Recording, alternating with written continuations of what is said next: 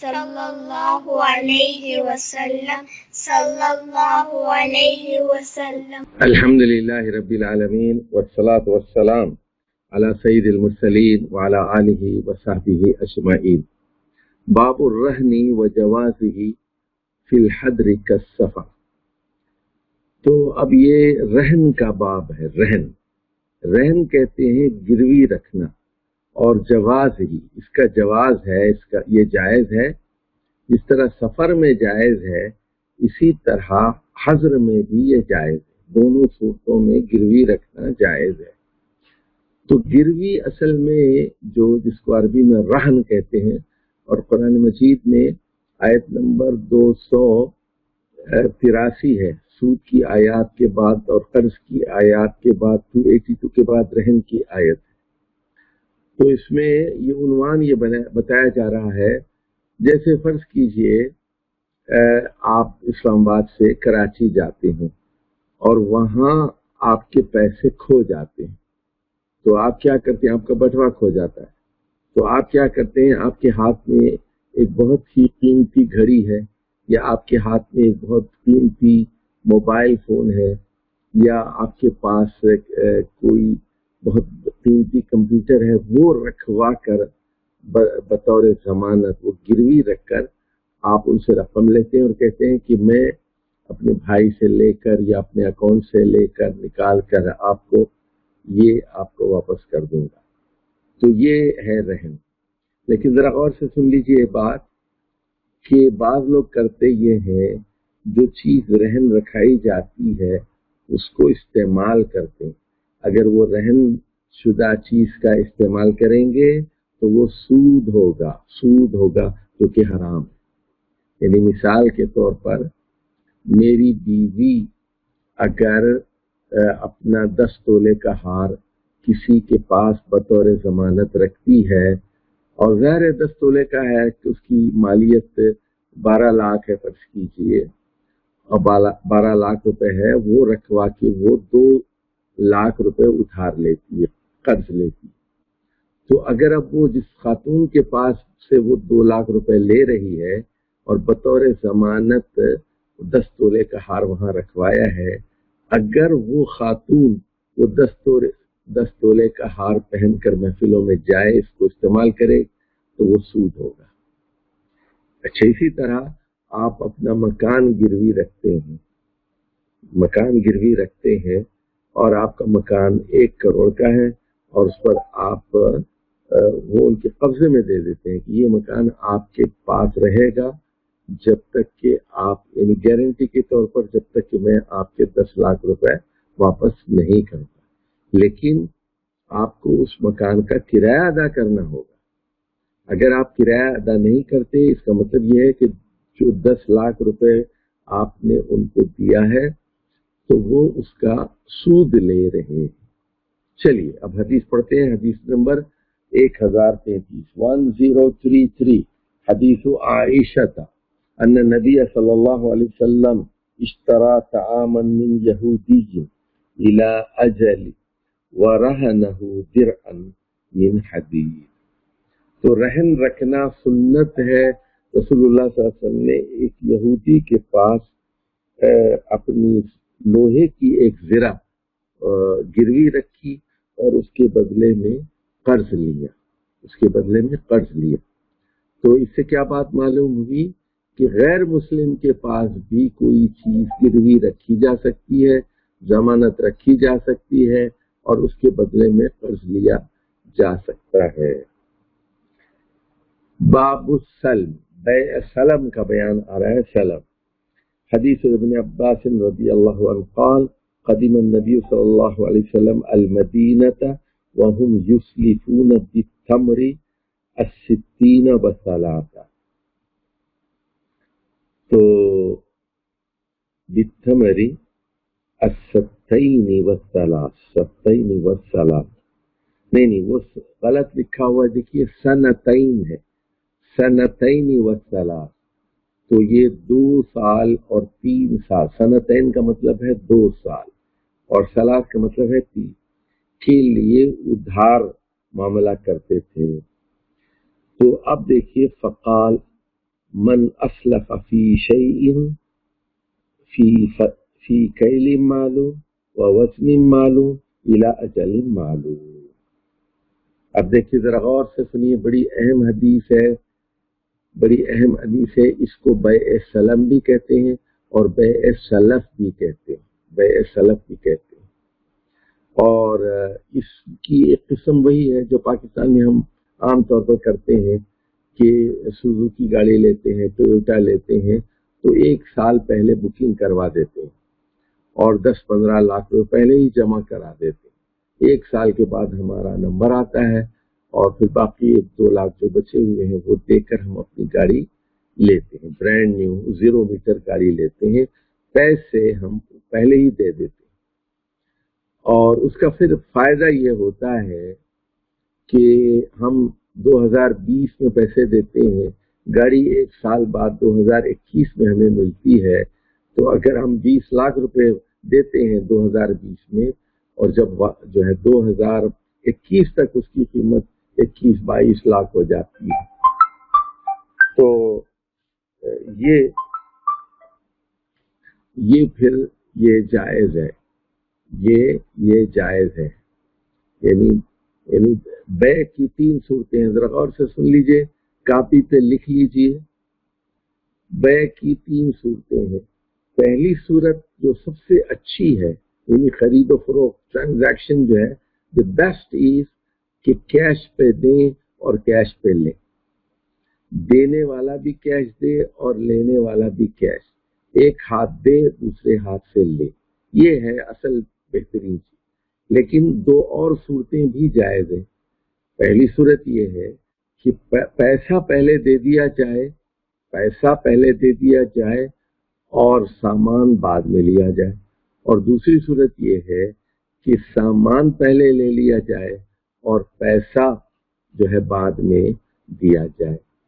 اور چوتھی صورت یہ ہے کہ کچھ پیسہ نقد دے دیا جائے اور کچھ ادھار میں دے دیا جائے. تو وہ حدیث بھی ذہن میں رکھ لیجئے، المؤمنون علی شروطہم، مومنون اپنے شرائط کے، اپنے کنڈیشنز کے پابند ہیں.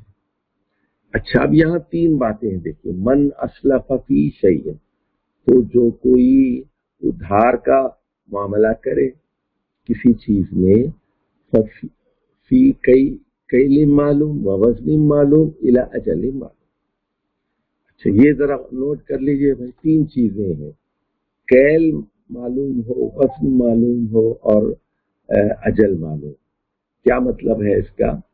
فرض کیجئے کہ آپ کہتے ہیں، فرض کیجئے کہ ہم آپ سے یہ کھجور لے رہے ہیں، یہ کھجور ہم آپ سے لے رہے ہیں، اور فرض کیجئے 100 کلو کھجور ہم لے رہے ہیں آپ سے، اور اس کی قیمت 500 روپے پر کلو ہوگی، 500 روپے، اور 100 کلو کی قیمت 50,000 روپے ہوگی. اور اس کا والیوم اتنا ہوگا، اس کا وزن اتنا ہوگا، اس کی کوالٹی ایسی ہوگی، اور ٹائم فکس ہوگا. اجل کا مطلب ہے ٹائم بالکل فکس ہے. اچھا، اب فرض کیجئے، سنیے، ایک ایگریمنٹ میں 2 لکھ لیجئے کاپی میں، ایک ایگریمنٹ میں 2 ایگریمنٹس نہیں ہو سکتے. یہ نہیں ہو سکتا کہ اگر 2 سال میں واپس کریں گے تو اس کی قیمت 100 روپے فی کلو کھجور ہوگی، اگر 3 سال میں واپس کریں گے تو وہ 125 روپے فی کلو ہوگی، 4 سال میں واپس کریں گے تو 170 روپے فی کلو ہوگی. یہ نہیں کر سکتے. ایک ہی ٹائم مقرر ہوگا، ایک ہی قیمت مقرر ہوگی، اور تفصیلات ہوں گی. تفصیلات کیا ہوں گی کہ گاڑی کا رنگ، مثال کے طور پر 20 لاکھ کی ٹویوٹا آپ نے خریدی یا 30 لاکھ کی خریدی، تو اس میں لکھا جائے گا گاڑی کا رنگ یہ ہوگا، آٹومیٹک ہوگی، فلی آٹومیٹک ہوگی، سیمی آٹومیٹک ہوگی، مینول ہوگی، کلر کیا ہوگا، ماڈل کیا ہوگا، ڈیزائن کیا ہوگا، ہر چیز. اس میں اسپیئر ٹائر ہوگا یا نہیں ہوگا، اس میں اور جو ایکسیسریز ہوں گی یا نہیں ہوں گی، اور اوپر وہ اوپن ٹاپ ہوگا یا نہیں ہوگا، ہر چیز بالکل واضح ہو، تو اس کا وزن کتنا ہوگا، کتنے سی سی کی گاڑی ہوگی، یہ تو کیل کہتا ہے والیوم اس کا بالکل کلیئر ہونا چاہیے، وزن کلیئر ہونے چاہیے، مدت کا تعین ہو، قیمت کا تعین ہو۔ تو اگر نہیں ہوگا تو پھر کیا ہوگا، لڑائی ہوگی، جھگڑا ہوگا، فساد پیدا ہوگا، اور پھر اس میں دھوکہ بھی ہو سکتا ہے، اس میں سود بھی ہو سکتا ہے۔ چلیے جی، اب آگے جائیے اگلی حدیث کی طرف۔ باب نمبر 27 ہے، باب النہی عن الحلف فی البیع، یعنی کاروبار میں، خرید و فروخت میں قسم کھانے کی ممانعت ہے۔ حدیث ابی ہریرہ رضی اللہ عنہ سمعت رسول اللہ صلی اللہ علیہ وسلم یقول الحلف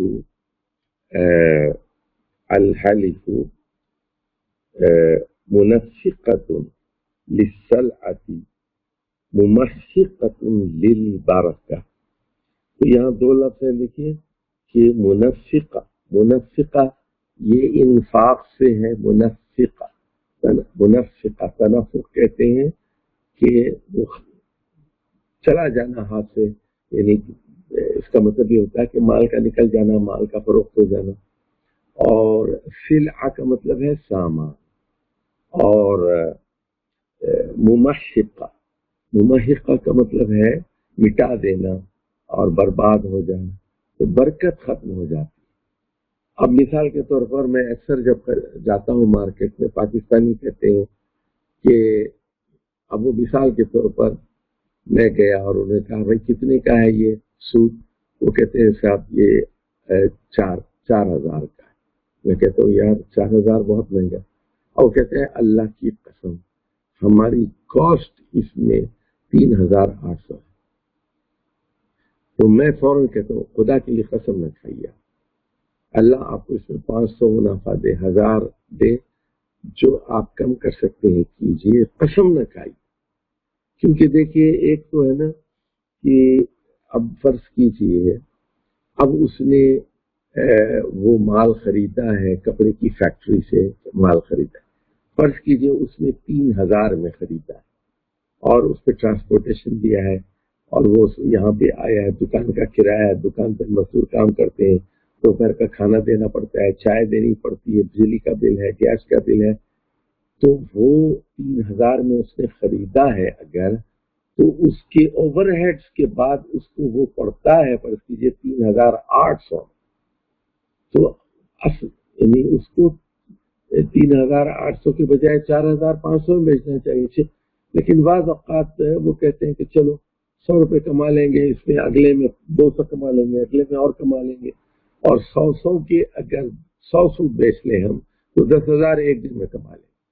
لیکن ایک میں ہم اگر 1,000 کما لیں گے تو ایک ہی بکے گا، تو والیوم کی بھی فکر ہوتی ہے ان کی، زیادہ لیں گے تو زیادہ کم کر دیتے ہیں، اور کم لیں تو جو ہے وہ قیمت زیادہ کر دیتے ہیں۔ تو لیکن قسم کھانے کی ضرورت نہیں ہے آپ کو، تو البتہ یہ بتا سکتے ہیں کہ اگر یعنی کوئی خریدار بہت ہی کنجوس قسم کا ہو تو اس کو بتا دیں کہ دیکھیے میں آپ کو پرچیزنگ بل بتاتا ہوں، اب یہ بجلی کا خرچہ ہے، یہ نوکر ہے میرے پاس، یہ گیس کا خرچہ ہے، یہ چائے کا اور پانی کا خرچہ ہے، اور یہ مکان کا دکان کا کرایہ ہے، آپ مجھے جو دینا ہے دے دیجیے، اوور ہیڈ بھی دے دیجیے، اور خالی بیٹھے ہوئے ہیں جو منافع دینا ہے دے دیجیے۔ تو یہ بھی کر سکتا ہے، لیکن یہ بتانا اس کے لیے ضروری نہیں، اور قسم کھانے کی کوئی ضرورت نہیں۔ تو اسی لیے آپ نے فرمایا کہ قسم کھانے سے برکت ختم ہو جاتی ہے، مال بک جاتا ہے۔ چلیے جی، اب ہے باب الشفعہ، حدیث نمبر 1036 حدیث جابر بن عبداللہ رضی اللہ عنہ قال قضى رسول اللہ صلی اللہ علیہ وسلم بالشفعة في كل ما لم يقسم، تو فإذا وقعت الحدود وصرفت الطرق فلا شفعہ۔ تو رسول اللہ صلی اللہ علیہ وسلم نے شفعہ کا حق دیا تھا اس میں جو ابھی تقسیم نہ ہوئی ہو، لیکن جب حدود مقرر ہو گئی اور راستے بدل دیے تو پھر حق شفعہ باقی نہیں رہتا۔ تو اس کا مطلب یہ ہے کہ شفع جو ہے شفعی والوتر ہے نا، تو وطر کہتے ہیں ایک کو، اور شفع کا مطلب ہے جوڑ، جس کو انگریزی میں پیر کہتے ہیں، پیر۔ تو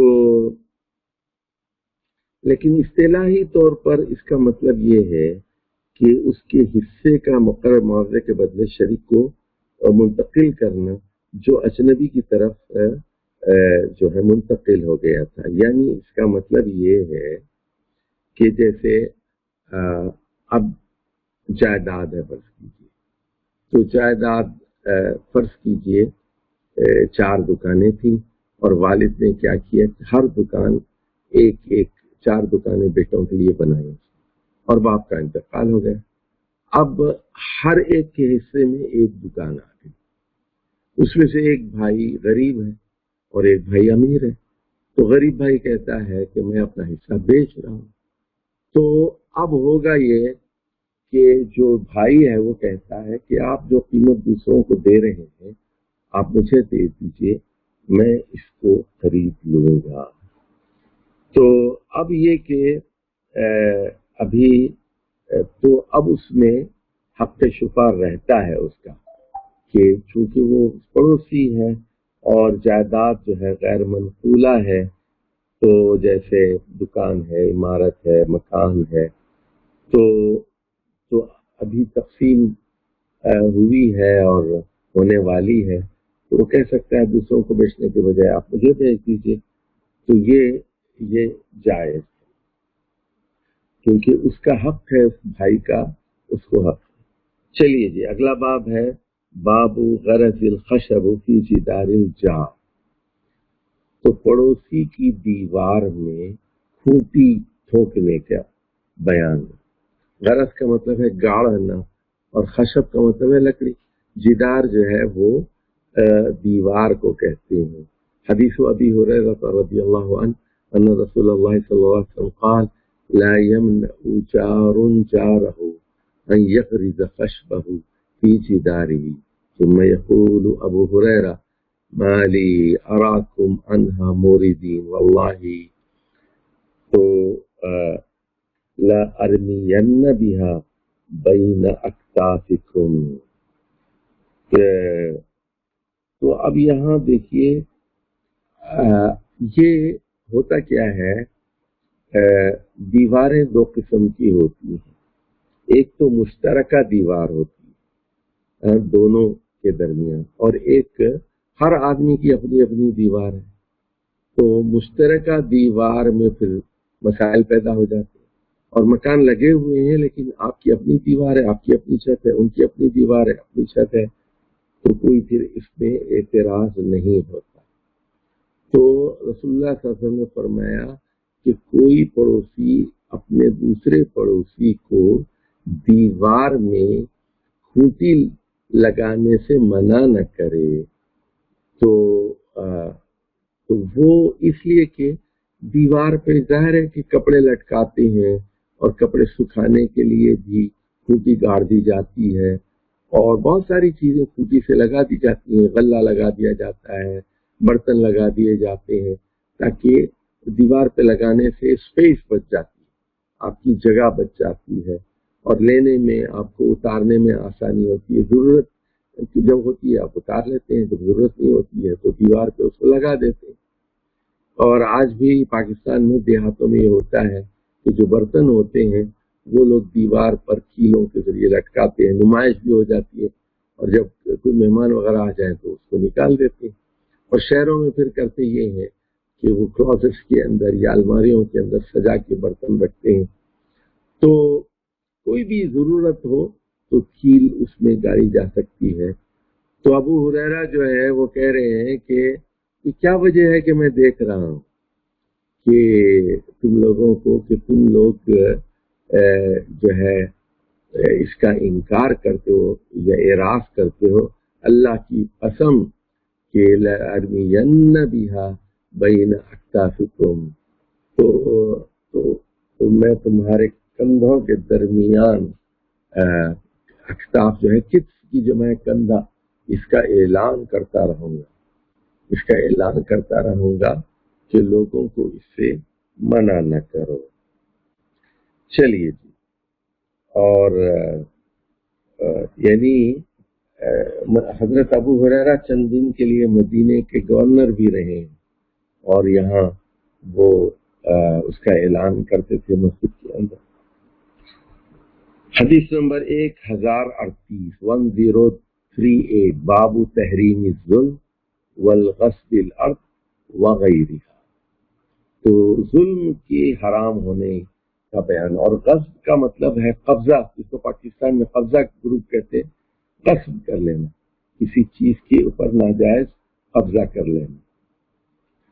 تو دیکھیے بڑی دلچسپ حدیث آ رہی ہے کہ حدیث سعید بن زید بن عمرو بن نفیل رضی اللہ عنہ، یہ سعید بن زید سن لیجئے، لکھ لیجئے، عشرہ مبشرہ میں سے ہیں، اور یہ حضرت عمر بن خطاب کے چچازاد بھائی تھے، تو یعنی وہ عمر بن خطاب تھے، اور ان کے دادا ایک ہیں، یہ سعید بن زید ہیں۔ ان کو دنیا میں ہی 10 خوش نصیب لوگوں میں سے ہیں جنہیں جنت کی بشارت دی گئی کہ انہ خاصمتہ اروا فی حق، تو ایک زمین کے بارے میں ان کا جھگڑا ہوا، اور ایک خاتون تھی اروا بنت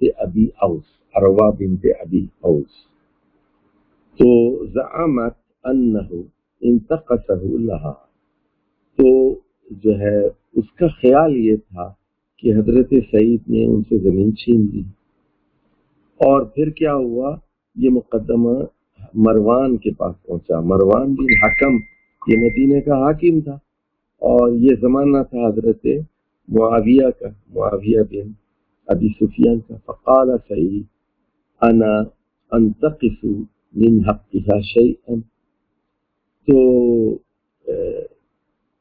جو حضرت سعید نے کہا کہ کیا میں کسی کا حق لے سکتا ہوں، کیا میں کسی کا حق دبا سکتا ہوں، کسی کے حق میں ذرہ برابر کی کمی کر سکتا ہوں؟ اور انہوں نے کہا اشہد لسمعت رسول اللہ صلی اللہ علیہ وسلم یقول من اخذ شبرا من الارض ظلما فانه یطوقه یوم القیامت من 7 اراضین۔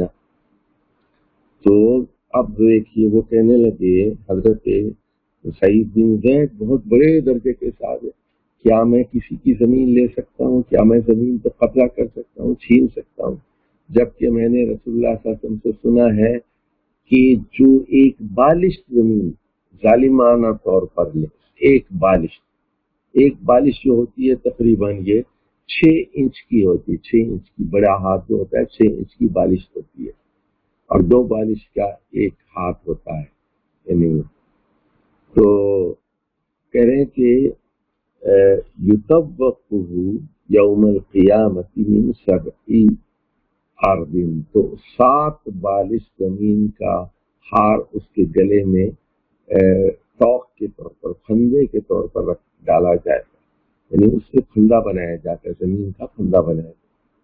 یہ بہت بڑا گناہ ہے، بہت بڑا گناہ ہے، دوزخ کی سزا ہے، تو کیا میں کر سکتا ہوں؟ اگلی حدیث دیکھیے 1039 حدیث عائشہ رضی اللہ عنہا عن ابی سلمہ انہ کانت بینہ وبین اناس خصومۃ فذکر لعائشہ رضی اللہ عنہا، تو حضرت ابو سلمہ کہتے ہیں ان کے اور بعد دوسرے لوگوں میں زمین کا جھگڑا تھا، تو اس کا ذکر انہوں نے حضرت عائشہ سے کیا۔ فقالت یا ابا سلمہ، تو حضرت عائشہ نے کہا یا ابا سلمہ اجتنب الارض، تو انہوں نے کہا کہ یہ زمین سے بچو، فإن النبی صلی اللہ علیہ وسلم قال من ظلم قید شبر من الارض طوقہ من 7 اراضین، تو کہ اے ابو سلمہ چھوڑو اس زمین کو، کہ جو ظلم ایک بالش کرے گا، ایک بالش زمین کا ظلم کرے گا، تو قیامت کے دن اس کا پھندا بنا کر، اس کا توق بنا کر، اور 7 مرتبہ اس کو زمین کو بڑا کر کے اس کے گلے میں ڈالا جائے گا۔ تب یہ حدیث دو صحابہ سے آ گئی، سعید بن زید سے بھی آ گئی، اور یہ حدیث آ گئی حضرت عائشہ صدیقہ سے۔ چلیے جی، اب اگلی جو حدیث ہے وہ باب 31 کی ہے، باب قدر الطریق اذا اختلفوا فیہ، راستے کی چوڑائی پہ جھگڑا ہو گیا۔ حدیث نمبر 1041 حدیث ابی ہریرہ رضی اللہ عنہ قال قضى النبي صلی اللہ علیہ وسلم اذا تشاجروا في الطريق بسبعة أشهر۔ تو اب دیکھیے یہ جو حکم ہے یہ اس وقت کے مدنی ماحول کے مطابق ہے، تو یعنی اس زمانے میں جو مدنیت تھی، جو صرف اصول تھے، جھگڑا ہو جائے تو انہوں نے کہا کہ 7 ہاتھ چھوڑ دو، 7 ہاتھ، جب بھی جھگڑا ہو زمین راستے کے بارے میں 7 ہاتھ، تو 7 ہاتھ، تو 7 ہاتھ کا مطلب یہ ہوتا ہے کہ تقریباً یہ ایک ہاتھ جو ہے 1.5 فیٹ کا ہوتا ہے، تو 7 ہاتھ کا مطلب یہ ہو گیا کہ 10.5 فیٹ۔ تو یاد رکھیے کہ اس زمانے میں گاڑیاں نہیں تھیں، سائیکلیں نہیں تھیں، صرف لوگ پیدل چلتے تھے، مکانات نزدیک ہوتے تھے، اور یہ 10.5 فٹ کی سڑک بہت اچھی سڑک ہوتی ہے، اس میں 2 آدمی بہت آسانی سے آگے گزر سکتے ہیں، ایک آنے کے لیے ایک جانے کے لیے۔ تو 7 ہاتھ تو 1.5 فٹ کا ہاتھ ہو گیا، بتانا 10.5 فیٹ کا یہ ہو گیا۔ لیکن اب جو ہے ہمارے پاس جب سائیکلیں آ گئی تو اور بڑا کر لیا، پھر بیل گاڑی آ گئی اور تو پھر اور کر لیا، پھر ٹانگے آ گئے تو اور بڑا کر لیا، پھر گاڑی آ گئی تو پھر اس کے بعد جو ہے جیسے جیسے مدنیت میں اضافہ ہوتا گیا سڑکیں بڑی ہوتی گئی، تو یہ وقت کی اپنی ضرورت ہوتی ہے۔ کتاب الفرائض، یہاں فرائض سے مراد ہے وراثت کا بیان۔ تو باب الحق الفرائض باہلھا، تو وارثوں کو ان کا حق دے دو، اور فما بقیہ فلی اولا رجل ذکر، اچھا آپ دیکھیے جو بچ جائے تو وہ قریبی مرد رشتہ دار کے لیے ہوگا۔ حدیث ابن عباس ہے، حدیث نمبر 1041، حضرت عن النبی صلی اللہ علیہ وسلم قال الحق الفرائض بأہلها فما بقی فهو لی اولا رجل ذکر، اولا رجل ذکر۔ تو فرائض جو ہے وہ فریضہ کی جمع ہے، اور اس کا مطلب ہے لا آف انہیریٹنس۔ تو اب یہ جو فرائض جو ہے، یہ جو اللہ نے قرآن میں کہا، یہ دیکھیے سورہ نساء میں آیت نمبر 11، 12، 13، 14، 4 آیات ہو گئی، اس میں سارا حکم آ گیا، اور ایک آخری آیت 176، یہ 5 آیات ہیں، 11، 12، 13، 14 اور 176، 176 آخری آیت ہے سورہ نساء۔ تو وہاں نصیب و مفروضہ کہا، اس لیے یہ مفروض ہے، فرض ہے۔ اور یہ بھی بتا دوں میں کہ بتایا گیا کہ جو یہ حدود اللہ ہے، اللہ کی مقرر کردہ حدیں ہیں، جو اس کی خلاف ورزی کرے گا اس کے لیے دوزخ۔ تو کوئی آدمی مر جائے، کوئی عورت مر جائے، تو فوراً اسی دن یا دوسرے دن بیٹھ کر حساب کرنا چاہیے کہ اس نے کیا چھوڑا ہے، کتنا قرض چھوڑا ہے، جائیداد کتنی ہے، نفع کتنا ہے، سونا کتنا ہے، اور جتنے اس کے وارث ہیں ان میں اس کو تقسیم ہونا چاہیے۔ تو اب یہاں جو بچ جائے، یعنی دیکھیے جو بچ جائے تو اس کو جو ہے کہا گیا کہ جو مرد رشتہ دار ہیں وہ دینا چاہیے، اور جو قریبی ہے نا، اولا کا کیا مطلب ہے؟ قریبی، اور رجل کا مطلب یہ ہے اور وہ مرد ہونا چاہیے، اور اس سے مراد جو ہے عصبہ ہے، اور وہ رشتے دار ہیں جن کا حصہ مقرر نہ ہو. تو ان میں دیکھیے پہلا جو حق ہے وہ بیٹے کا ہے، پھر اس کے بعد پوتے کا ہے، اور اس کے بعد پڑپوتے کا ہے، اور اس کے بعد باپ ہے، اس کے بعد دادا ہے، اور اس کے اوپر جو ہے پھر تک بھائی بھتیجے چچا اور ان کی اولاد آتی ہے. ادھر دیکھیے ذرا غور سے سنیے بات. اب جن کا حصہ مقرر نہ ہو، اب مثال کے طور پر ایک آدمی مر گیا تو اس کی بیوی کا حصہ فکس ہے، بیوی کا حصہ فکس ہے 1/8 12.5%. ایک عورت مر گئی تو اس کے شوہر کا حصہ فکس ہے 1/4 25%. تو ایک آدمی مر گیا، اس کی اولاد نہیں ہے، تو بیوی کا حصہ ڈبل ہو گیا، 1/8 کی وجہ 1/4 25% ملے. ایک عورت مر گئی اور اس کی جائیداد تھی، اس کی اولاد نہیں ہے، تو 1/2 50% اس کا شوہر کا ہو گیا. اب باقی کس کو جائے گا؟ اس کے مرد رشتے داروں کو، کیونکہ یعنی مرد کون ہے؟ اس کا باپ ہے، اس کے بھائی ہیں. تو وہ تو پہلے کون ہے؟ بیٹے. بیٹے کے بعد پھر پوتے آئیں گے، اور پوتے کے بعد پڑپوتے آئیں گے، اور اس کے بعد پھر یہ 3 نسلیں ہو گئی. پھر باپ اور دادا، اور باپ کا حق تو مقرر ہو گیا، یعنی 1/6، اور ماں کا حق ہو گیا. تو اس کے بعد پھر جو بچ جائے باپ کو پھر مزید بھی ملے گا، اور باپ نہ ہو تو دادا کو ملے گا، دادا نہیں ہے تو پھر پردادا کو ملے گا. اسی طرح بھائی کو ملے گا، اگر بھائی مر گیا ہے تو پھر بھتیجوں کو ملے گا، اور اگر یہ نہیں ہے تو پھر چچا کو ملے گا، چچا، پھر چچا کی اولاد. اگر وہ بھی نہیں ہے تو پھر دادا کے بھائی کو ملے گا، اور وہ نہیں ہے تو پھر ان کے دادا کے جو ہے دادا کے جو چچا کے بیٹوں کو ملے گا، اور ان کے پوتوں کو ملے گا. اس طرح تو یہ اصول یاد رکھیے، لی اولا رجل ذکر پہلے، لیکن جو مقرر ہے وہ دینا پڑے گا آپ کو، جو اللہ نے مقرر کر دیا قرآن میں. اس کے بعد یہ اصول بیان کر. اب یہاں پر چند ایک مسائل انہوں نے بیان کیے ہیں، ذرا یہ ہم پڑھ لیتے ہیں تاکہ آپ لوگوں کو فائدہ ہو جائے. تو بیٹوں اور بیٹیوں کے متعلق احکامات.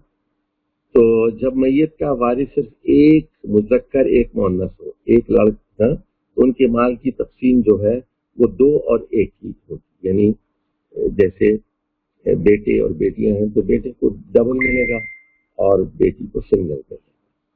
للذکر مثل حظ الانثیین جیسے قرآن کی آیت. جب ورثہ مذکر مؤنث کی ایک جماعت ہو، مذکر مؤنث کے دگنے حصے کے وارث ہوں. اگر اولاد کے ساتھ اصحاب الفروض یعنی خاوند یا بیوی یا والدین موجود ہوں تو پہلے اصحاب الفروض کا حصہ دے کر باقی اولاد کے درمیان لذکر مثل حظ الانثیین کے مطابق تقسیم کیا جائے. اچھا، یہ ذرا اصول سمجھ لیجئے کہ پہلے کس کو نکالیں گے؟ بیوی کا 1/8 نکال دیں. اس کے بعد اگر مرنے والے کا باپ زندہ ہے اس کا 1/6 نکال دیں. اس کی ماں بھی زندہ ہے، اس کا 1/6 نکال دیں. تو یہ پہلے، یا بیوی مر گئی، پہلے امیر بیوی تھی تو پہلے اس کے خاوند کا حصہ نکالیں گے، اور پھر بیوی کے والدہ زندہ ہیں تو ان کا حصہ، اور والد زندہ ہے تو ان کا حصہ نکالیں گے. اس کے بعد جو بچ جائے پھر وہ لڑکیوں میں اولاد میں پھر 1 اور 2 کی نسبت سے تقسیم کر دیا جائے. نمبر 4، جب میت کا وارث صرف ایک بیٹا ہو تو سارا مال کا وہ مالک ہوگا. ایک بیٹا ہے، مرد ہے نا، تو مالک ہوگا. اور اولاد نہیں ہے تو پھر وہ پوتے ان کا حصہ وصول کریں گے. اور پھر وہ نہیں ہوگا تو پھر وہ ہم نے پہلے ہی بتا دیا کہ پہلے بیٹے، پھر پوتے، پھر پڑ پوتے. اگر وہ نہیں ہے تو پھر باپ، اور باپ نہیں ہے تو پھر دادا، اور اس کے بعد پردادا، اور پھر ورنہ پھر وہ پھر چچاؤں میں جائے گا، اور چچا کی اولاد پھر، اور دادا کے بھائی ان کے سائڈ پہ جائے گا. چلیے جی، اب اس کے بعد دوسری چیز ہے والدین کے متعلق احکام. تو میت کے اگر والدین ہو تو ہر ایک کو 6 حصہ ملے گا، 1/6 یعنی 16.66%. 16.66% to father and 16.66% to mother. اور اولاد نہ ہو تو ماں کو 1 ثلث اور باپ کو 2 ثلث مل جائے گا۔ اب مرنے والے کی اولاد نہیں ہے تو پھر ماں کو 1/3 ملے گا، باپ کو 2/3 مل جائے گا۔ اگر والدین کے ساتھ میت کے بھائی بھی ہوں تو ماں کو 6واں حصہ ملے گا اور باقی تمام جو ہے وہ باپ کو مل جائے گا۔ والدین کے ساتھ میت کے بھائی بھی ہوں، کیونکہ پھر وہ باپ سے پھر وہ بیٹوں کو ملے گا، بھائی اور بہنوں کو کچھ نہیں ملے گا، کیونکہ باپ ان کے لیے حاجب ہے، باپ رکاوٹ ہے۔ ذرا یہ بات سمجھ لیجئے، باپ کی موجودگی میں بیٹے کو نہیں ملے گا، اور باپ کی موجودگی میں دادا کو نہیں ملے گا، تو باپ زندہ ہے نا۔ تو اسی طرح بیٹے کی موجودگی میں پوتے کو نہیں ملے گا، کیونکہ بیٹا رکاوٹ ہے۔ تو یہ بات ذرا سمجھ لیجیے۔ اچھا، تیسری بات جو یہاں کہی گئی ہے، قرض کو وصیت پر مقدم کیا جائے گا، یعنی پہلے قرض نکالا جائے گا پھر اس کے بعد وصیت نکالی جائے گی۔ اچھا، شوہر کے متعلق کیا احکام ہے کہ بیوی اگر مر جائے، بیوی کی تو اولاد نہیں ہے تو شوہر کو 50% مل جائے گا، آدھا، نصف حصہ۔ اگر اولاد ہو تو 1/4۔ اب بیوی یا بیویوں کے متعلق کیا ہے کہ شوہر مر گیا، اگر اولاد نہیں ہے تو بیویوں کو 1/4، 1/4 حصہ ملے گا، 25%۔ اولاد ہو تو 1/8 یعنی 12.5% ملے گا۔ اب آ جائیے ماں کی طرف سے بہن بھائیوں کے احکامات۔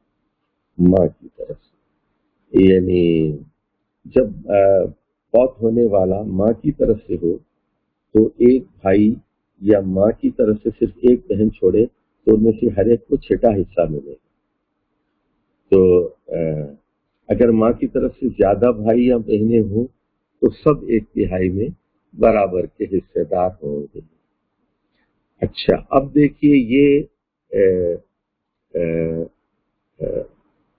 سگے بہن بھائیوں یا باپ کی طرف سے بہن بھائیوں کے احکام۔ دیکھیے یہ جو انہوں نے ذرا اصطلاح لکھی ہے، ذرا اس کو سمجھیے کہ ایک ماں کی طرف سے ایک باپ کی طرف سے لکھا ہے نا، تو اس کے لیے ایک لفظ ہمارے ہاں استعمال ہوتا ہے اخیافی اور اللاتی۔ لکھ لیجئے، اللاتی اور اخیافی۔ اچھا، اللاتی کسے کہتے ہیں کہ ایک باپ ہے لیکن بیویاں کئی ہیں، اور ایک بیوی کے 4 بچے ہیں، دوسری بیوی سے صرف 1 بچہ ہے، تو یہ کیا ہے، یہ جو اولاد ہے یہ اللاتی کہلاتے ہیں۔ اللاتی کیونکہ باپ ایک ہے اور مائیں الگ الگ ہیں، اللاتی بھائی بہن ہو گئی۔ اور بعض اوقات یہ ہوتا ہے ماں ایک ہوتی ہے اور شوہر مختلف ہوتے ہیں، تو ایک مر گیا شوہر تو پھر اس نے دوسری شادی کر لی، وہ مر گیا تو اس نے تیسری شادی کر دی خاتون نے۔ اب وہ جو ماں مرے گی تو وہ پھر وہ اخیافی بھائی کہلاتے ہیں۔ اچھا جی، اگر فوت ہونے والا ایک سگی یا باپ کی طرف سے بہن چھوڑے اور میت کے لیے اولاد اور والدین نہ ہوں تو بہن کو پھر آدھا حصہ ملے گا۔ جب میت 2 سگی یا باپ کی طرف سے بہنیں چھوڑ دے، یعنی 2 اخیافی بہنیں چھوڑ دے اور میت کی اولاد اور والدین نہ ہو تو بہنیں جو ہے وہ ترکے میں 2/3 ملے گا، ان کو 66.66% ملے گا۔ جب میت بھائی اور بہنیں دونوں چھوڑے تو پھر وہی قاعدہ آ جائے گا، للذکر مثل حظ الانثیین، تو بہن کو آدھا ملے گا اور بھائیوں کو ڈبل ملے گا۔ جب سگی بہن مر جائے اور اولاد اور والدین موجود نہ ہوں تو اس کا سگا بھائی اس کے سارے مال کا وارث بن جائے گا، اور اگر زیادہ بھائی ہوں تو سارے آپس میں بھائی برابر تقسیم کر لیں گے۔ اسی طرح باپ کی طرف سے بہن بھائیوں کا حکم ہے، جب سگے بہن بھائی موجود نہ ہو وہی 1 اور 2 کی نسبت سے یہ جائیداد کی تقسیم ہوگی۔ والسلام علیکم ورحمۃ اللہ وبرکاتہ۔ أقول قولي هذا واستغفر الله لي ولكم ولسائر المسلمين واستغفروا إنه هو الغفور الرحيم۔